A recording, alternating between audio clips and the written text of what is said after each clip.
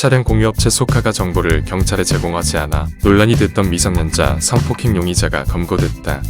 10일 경찰에 따르면 충남경찰서는 SNS에서 만난 초등학생을 자신의 집에서 성폭행한 30대 남성 A씨를 경기도에서 체포해 실종아동보호법 위반 혐의로 입건했다.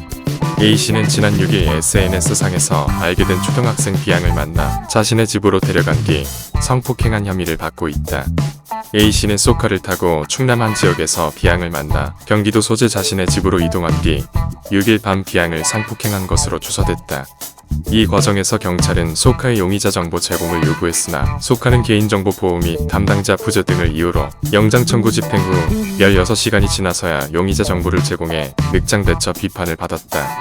박재옥 소카 대표는 미성년자 성폭행 용의자 정보를 제공하지 않아 범행을 막을 골든타임을 놓쳤다는 지적에 대해 사과했다. 박 대표는 10일 이용자의 범죄 행위에 대한 경찰 수사 협조 요청에 신속히 협조하지 못해 피해자와 가족분들께 진심으로 사과드린다며 피해자 보호와 용의자 검거를 위해 최선을 다한 경찰 관계자분들과 이번 일로 충격을 받은 국민 여러분께 사죄드린다고 발표했다. 박 대표는 수사기관이 범죄 수사를 위해 소카 이용자 정보를 요청할 경우 피해자 보호를 위해 내부 매뉴얼에 따라 협조해야 했으나 개인정보 보호를 이유로 신속하게 수사에 협조하지 못했다라며 저희의 잘못이라고 강조했다. 이어 회원을 보호하고 피해자가 발생하지 않도록 모든 원칙과 과정에 대해 처음부터 끝까지 다시 점검하겠다라며 이번 일을 계기로 차량을 이용한 범죄 행위에 무관용 원칙으로 대응하겠습니다고 강조했다.